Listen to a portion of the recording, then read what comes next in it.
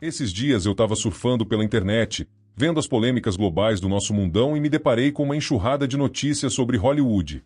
Daí eu parei para pensar e fui ler mais a fundo, porque o povo sempre fala e fala, mas às vezes aumentam demais a situação. Mas era verdade, Hollywood não presta.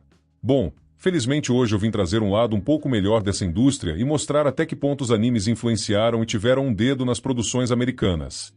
Conforme o tempo passa e os serviços de mídia são melhor explorados, o consumismo requer a urgência do novo.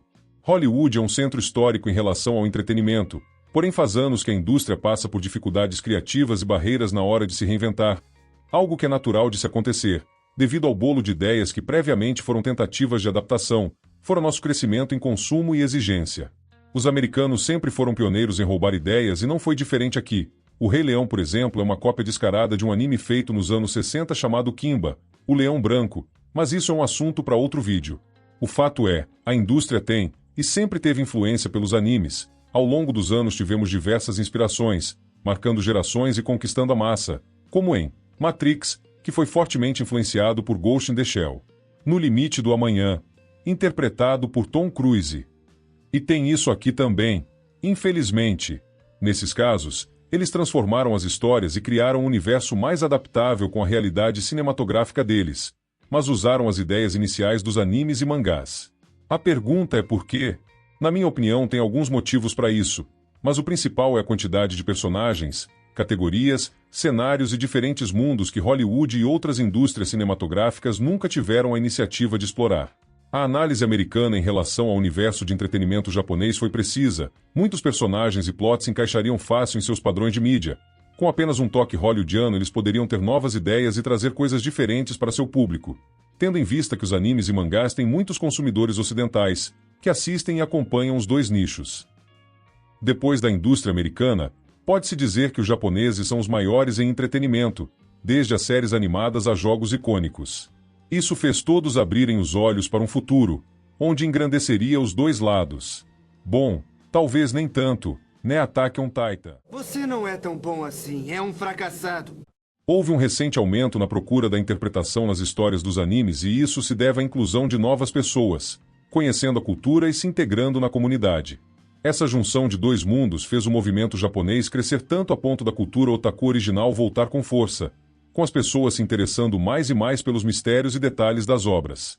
Com esse aumento exponencial, os grandes diretores da indústria começam a olhar de uma forma diferente para esse cenário, visando uma oportunidade de adaptação. Tarantino, por exemplo, é um grande fã das obras japonesas e já disse diversas vezes gostar de animes. Como nem tudo são flores, tivemos algumas menções de obras não tão boas. A falha de Hollywood está nos live actions e eu vou fazer um vídeo para falar somente disso, mas sim, eles são uma merda. Sendo feito pelos americanos ou japoneses, eles definitivamente ainda não acertaram. O problema aqui não é exatamente o CGI da melhor qualidade ou se os atores e as cidades estão perfeitas, mas que as histórias feitas para o mangá são específicas para o modelo que é o mangá e anime, não oferecendo margem para conseguirem ser adaptados no nosso mundo. E você poderia falar, então eles não adaptam histórias de romance e slice of life como Toradora ou Lucky Star por não serem tão famosas quanto as outras. E até certo ponto isso pode ser verdade. Mas vamos pegar o exemplo de Toradora e se perguntar, qual seria a diferença dela para um romance já produzido pelos americanos? Ao menos que falássemos para uma pessoa que vai assistir que se trata de uma animação japonesa, ela não saberia. E esse é o principal motivo de obras como Attack on Titan e Parasite terem ganhado adaptação, a diferenciação do universo, o novo ainda não explorado e tudo que vem em volta desses estilos de animação. E é por isso que eu acredito que live actions não vão melhorar tão cedo, mas a esperança é a última que morre. Aliás, não podemos esquecer que somos fãs de anime e estamos acompanhando One Piece há mais de 20 anos só para descobrir o maldito tesouro.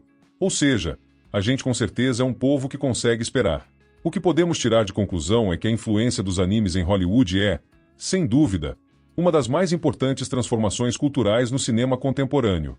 Desde as inovações estéticas até a construção de narrativas complexas e imersivas, os animes oferecem uma riqueza de ideias e abordagens que Hollywood tem se esforçado para absorver e adaptar.